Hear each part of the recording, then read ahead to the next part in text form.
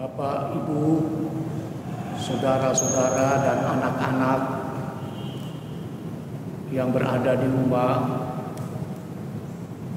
salam sejahtera bagi kita semua. Marilah kita berdoa sebelum kita membaca dan merenungkan firman Tuhan. Ya Allah, kami datang kepadamu malam ini dalam ibadah keluarga secara online, berjumpa dengan semua keluarga-keluarga dalam jemaat, ingin membaca firman-Mu dan merenungkannya. Tolonglah kami, terangilah hati dan pikiran kami, agar Roh Kudus memberikan roh hikmat, pengertian, dan kemampuan bagi kami untuk dapat membaca dan mendengarkan firman-Mu. Bersabdalah ya Roh Kudus, kami anak-anak-Mu mendengar. Amin. Bapak, Ibu, saudara, juga anak-anak, pembacaan kita pada hari ini dalam ibadah keluarga, kita membaca dari kitab Kejadian pasal 48 ayat 15 sampai dengan ayat 22. Mari kita membuka Alkitab kita. Demikian firman Tuhan. Sesudah itu diberkatinyalah Yusuf, katanya, nenekku dan ayahku Abraham dan Ishak telah hidup di hadapan Allah. Allah itu sebagai Allah yang telah menjadi gembalaku selama hidupku sampai sekarang, dan sebagai malaikat yang telah melepaskan aku dari segala bahaya. Dialah kiranya yang memberkati orang-orang muda ini, sehingga namaku serta nama nenek dan bapakku Abraham dan Ishak termasyhur oleh karena mereka, dan sehingga mereka bertambah-tambah menjadi jumlah yang besar di bumi. Ketika Yusuf melihat bahwa ayahnya meletakkan tangan kanannya di atas kepala Efraim, hal itu dipandangnya tidak baik. Lalu dipegangnya tangan ayahnya untuk memindahkannya dari atas kepala Efraim ke atas kepala Manasye. Katanya kepada ayahnya, janganlah demikian ayahku, sebab inilah yang sulung. Letakkanlah tangan kananmu ke atas kepalanya. Tetapi ayahnya menolak, katanya, aku tahu anakku, aku tahu ia juga akan menjadi suatu bangsa, dan ia juga akan menjadi besar kuasanya. Walaupun begitu, adiknya akan lebih besar kuasanya daripadanya, dan keturunan adiknya itu akan menjadi sejumlah besar bangsa-bangsa. Lalu diberkatinyalah mereka pada waktu itu, katanya, dengan menyebutkan nama mula, orang Israel akan memberkati. Demikian Allah kiranya membuat engkau seperti Efraim dan seperti Manasye.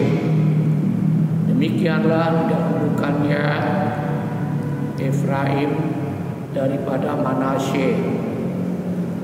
Kemudian berkatalah Israel kepada Yusuf, tidak lama lagi aku akan mati, tetapi Allah akan menyertai kamu dan membawa kamu kembali ke negeri nenek moyangmu.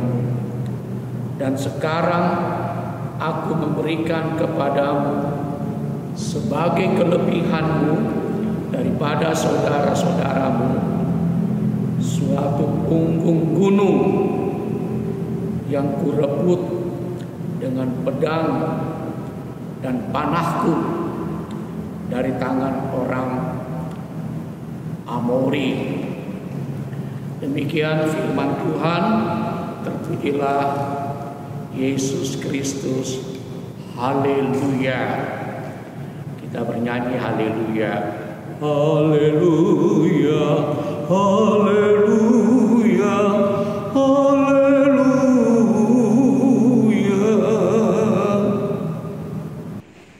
Bapak, Ibu, saudara-saudara, dan anak-anak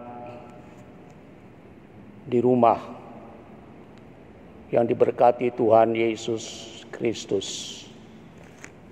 Salam sejahtera. Di tanah Mesir, Yakub di hari tuanya atau Israel menumpangkan berkat atau memberkati Manasye dan Efraim yang telah diangkat sebagai anak-anaknya sendiri, sehingga mereka mendapat hak waris tanah pusaka, tanah perjanjian, seperti suku-suku Israel yang lain. Bagaimana Yakub menumpangkan berkat kepada Manasye dan Efraim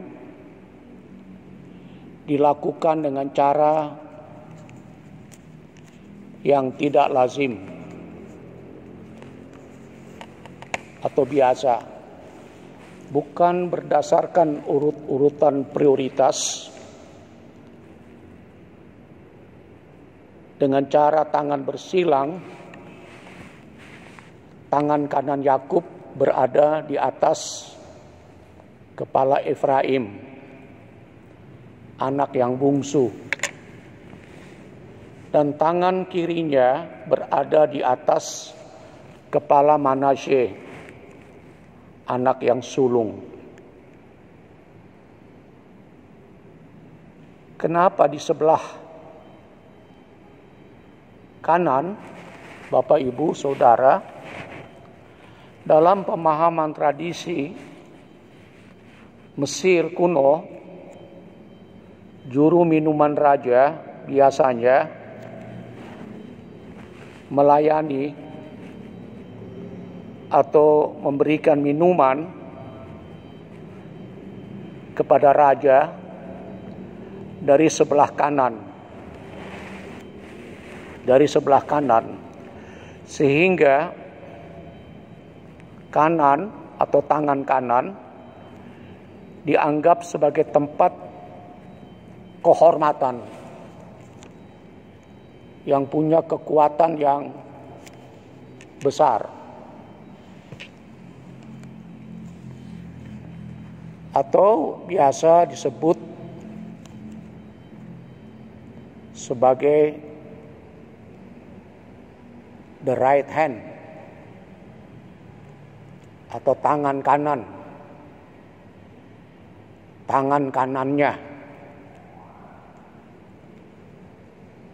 yaitu orang yang punya pengaruh yang kuat dan mempunyai hubungan yang sangat dekat dengan orang yang sedang berkuasa atau memimpin. Yusuf awalnya berkeberatan dengan cara Yakub memberkati anak-anaknya karena dianggap tidak objektif,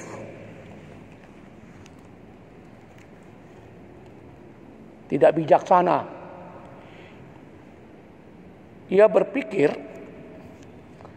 karena Yakub sudah berusia lanjut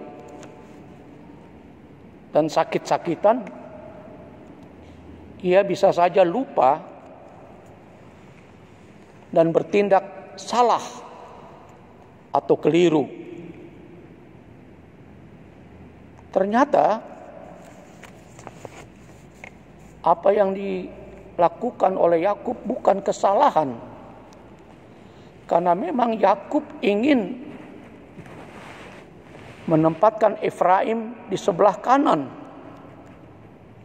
di tempat yang paling terhormat.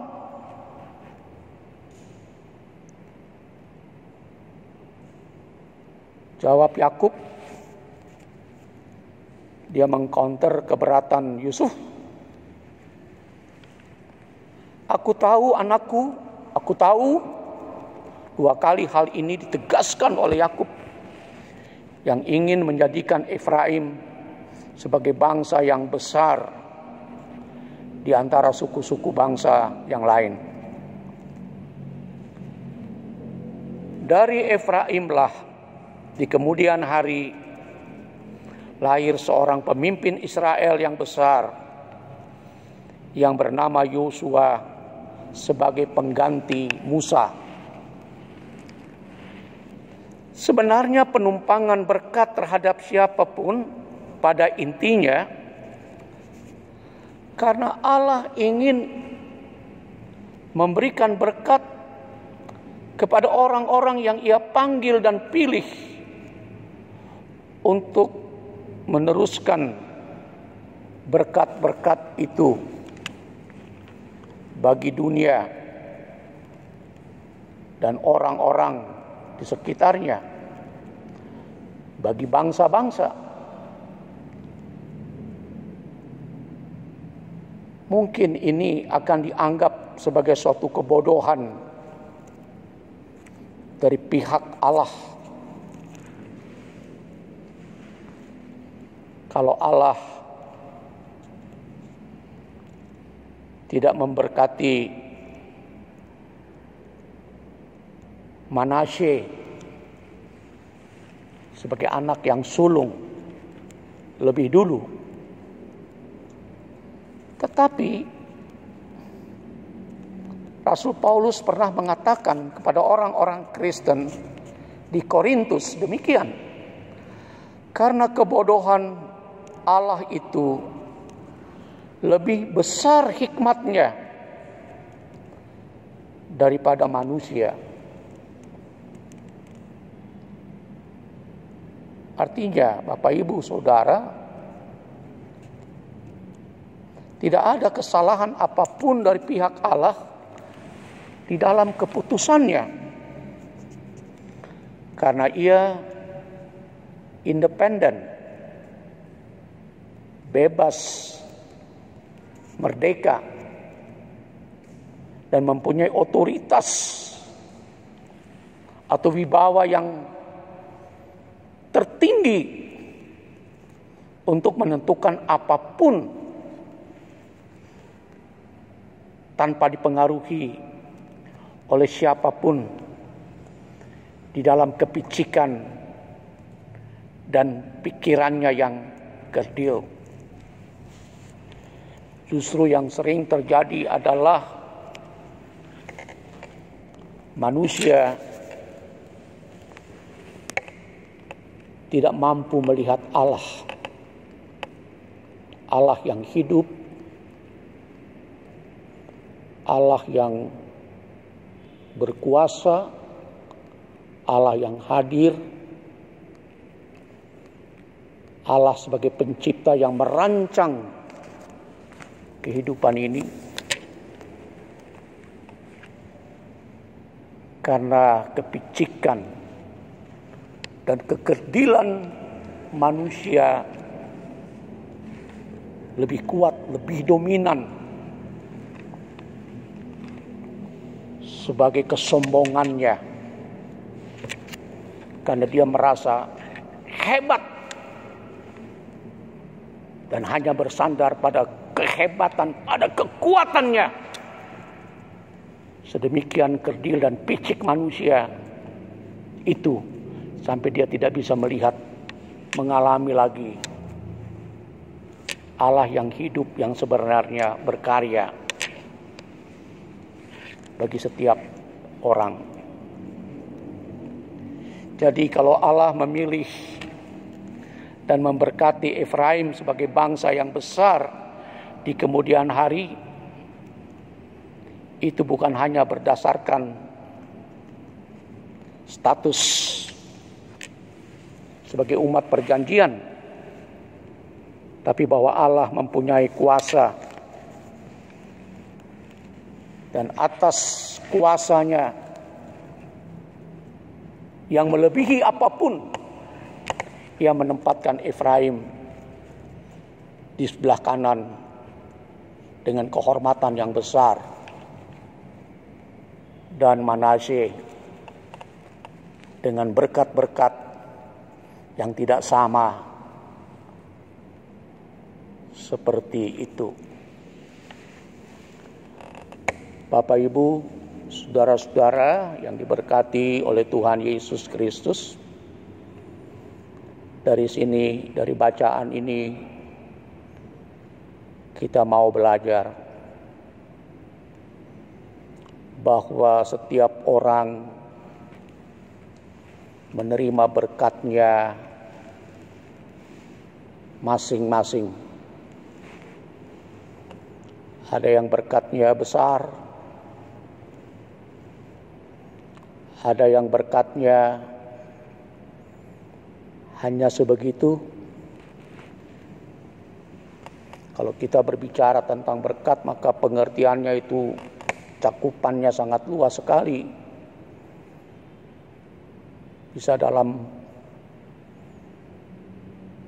pengertian orang merasa damai di hati, orang mengalami ketenangan dalam jiwanya, orang merasakan pemeliharaan Tuhan, orang merasa bahwa kesehatannya dipelihara. Ada orang yang merasa bahwa dia menerima rezeki atau upah atau kemujuran sebagai bagian dari berkat Tuhan. Satu hal, bahwa berkat-berkat yang diberi kepada setiap orang, kepada saya, Bapak, Ibu, Saudara, kalau kita resapi sungguh-sungguh, bahwa itu adalah keputusan otoritas Tuhan. Dasarnya adalah karena Tuhan mencintai kita. Tuhan mengasihi kita dengan memberikan pemeliharaan yang sebesar itu, yang seperti itu. Sebab itu kalau kita mengalami dan melihat ada orang yang menerima berkat yang besar, berkat yang begitu banyak, sementara kita hanya menerima berkat yang sebegitu saja, maka kita diingatkan untuk tidak usah merasa iri hati, merasa cemburu, merasa sirik, merasa sakit hati. Kenapa orang itu diberi berkat yang banyak sementara saya diberikan berkat yang seperti ini? Tetapi Bapak Ibu, saudara-saudara, syukurilah setiap berkat yang kita terima, yang kita respons dengan ungkapan sukacita dan terima kasih kepada Tuhan bahwa toh hidup saya masih diberkati sebagaimana Efraim dan Manasye juga sama-sama diberkati sekalipun kadar dari berkat itu berbeda. Yang penting adalah bagaimana kita bisa mengelola, kita bisa memanage, kita bisa mengatur berkat-berkat itu sedemikian rupa, sedemikian baik, sehingga sungguh-sungguh menopang, mendukung, menunjang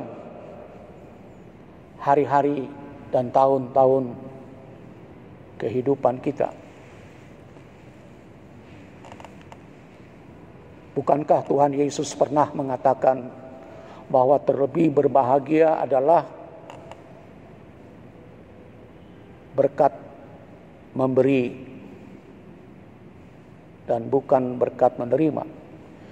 Yang terlebih berbahagia adalah orang yang memberikan tangannya di atas, artinya memberkati. Bukan orang yang menaruh tangannya di bawah, yang menerima berkat. Itu Yesus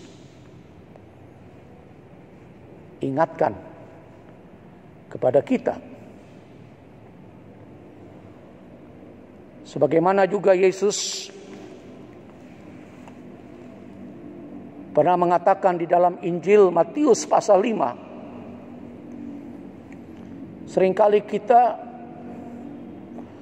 begitu peka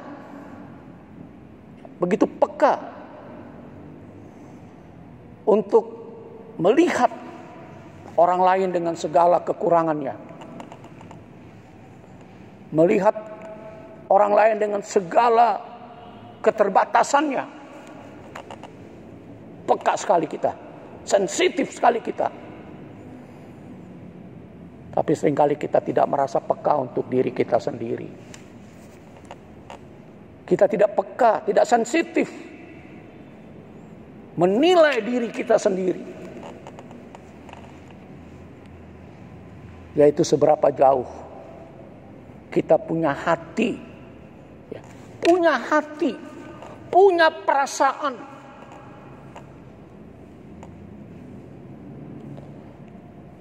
untuk menolong orang lain, orang yang hidupnya sengsara, orang yang hidupnya di dalam kesukaran yang besar, orang yang menderita. Seringkali kita tidak punya hati, tidak peka, tapi kita bisa menilai. Kita begitu sensitif melihat kelemahan orang lain, tapi tidak bisa melihat kekurangan diri kita sendiri. Oleh sebab itu, Bapak Ibu, saudara-saudara, dalam rangka menyikapi corona, pandemi COVID-19 menuju new normal, kepada kondisi atau situasi yang baru atau keadaan yang baru. Juga di dalam kita memperingati bulan pelayanan dan kesaksian GPIB, bulan Pelkes GPIB, sebagai orang-orang yang dipanggil dan dipilih oleh Allah, kita yang menerima berkat-berkat rohani, maka kita punya satu tanggung jawab, kita mempunyai satu panggilan untuk meneruskan, untuk berbagi, untuk menyaksikan bukan saja iman, percaya kita kepada Kristus yang begitu, yang sedemikian mengasihi dan memberkati kita, tetapi kita juga punya satu panggilan, yaitu panggilan rohani untuk meneruskan berkat-berkat Tuhan, kebaikan-kebaikan Tuhan yang telah kita terima dalam rangka kita menghadirkan damai sejahtera Allah, lahirkan satu situasi yang betul-betul membawa kepada harapan-harapan yang baik, bahwa kita bukan saja menjadi orang-orang yang menerima berkat-berkat itu, tapi justru kita juga dipanggil oleh Tuhan untuk meneruskan berkat-berkat itu dalam rangka meringankan penderitaan sesama, dalam rangka berbagi, peduli, kasih. Kita lakukan itu bukan karena semata kegiatan sosial atau aktivitas sosial, sehingga kita bisa memberi ini dan itu, kita bisa memberi dalam hitungan atau angka-angka materi, bukan. Itu bukan kegiatan sosial, itu bukan aktivitas sosial, tapi berangkat dari satu pemahaman bahwa kita sudah menerima berkat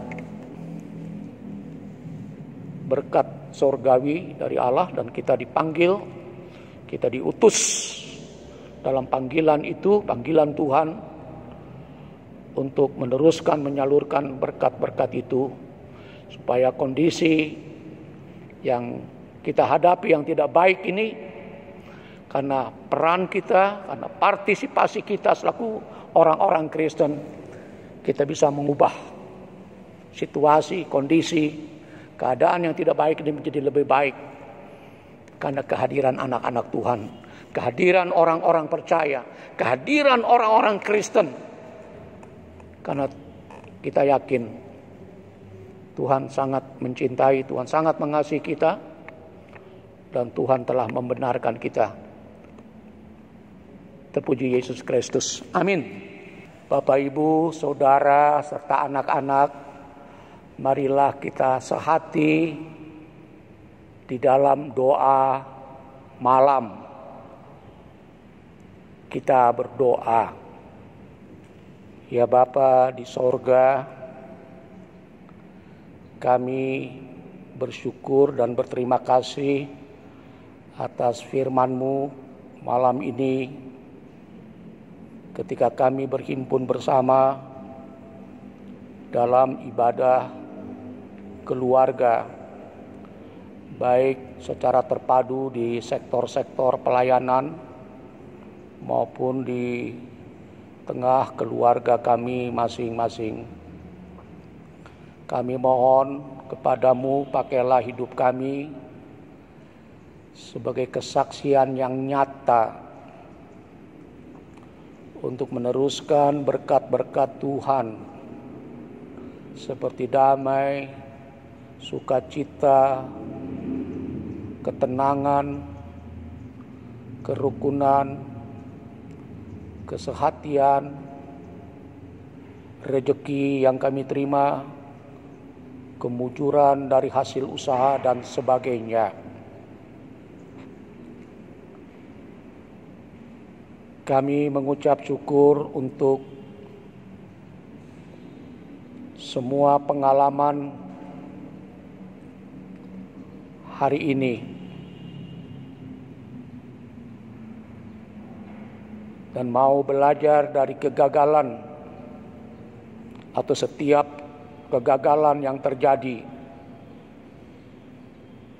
supaya hari demi hari kehidupan kami semakin baik, semakin diperbaharui.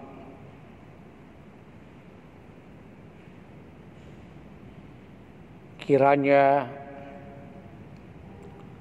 badai corona, pandemi COVID-19 dengan segala efeknya, di mana banyak orang mengalami kesukaran, penderitaan, krisis ekonomi,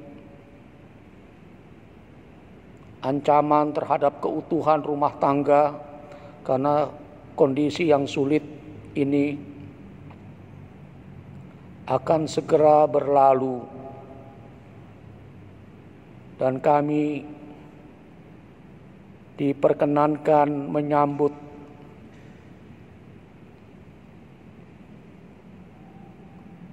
tradisi atau kebiasaan yang baru, budaya yang baru atau new normal.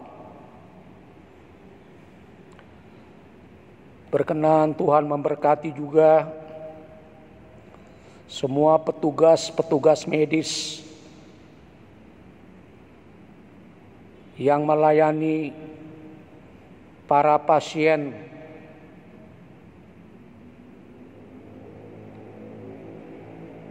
yang mengalami terjangkitnya mereka dengan virus corona.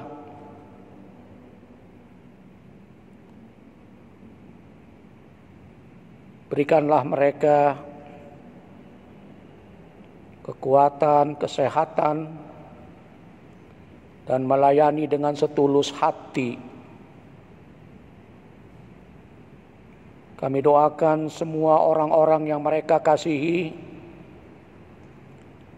suami, istri, anak-anak, cucu yang mereka tinggalkan di rumah. Berkatilah dan peliharalah mereka untuk sementara waktu saja, untuk tidak berada bersama-sama dengan orang-orang yang mereka kasihi. Kami berdoa untuk keluarga kami masing-masing, orang-orang yang kami sayangi, supaya mereka selalu baik-baik saja, sehat-sehat saja, bahagia saja hidupnya, dan mendoakan, memohon pemulihan kesehatan bagi saudara-saudara kami yang sedang dirawat di rumah sakit. Bagi Bapak Kut Rengkung, Bapak Bambang SP, Bapak Rudi Yusuf, Ibu R. Makapuan. Ya Tuhan Yesus,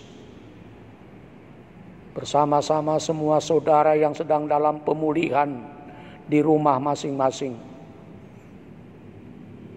Di dalamnya kami tidak lupa mendoakan hamba-Mu, Pendeta Francisca Toding Datu,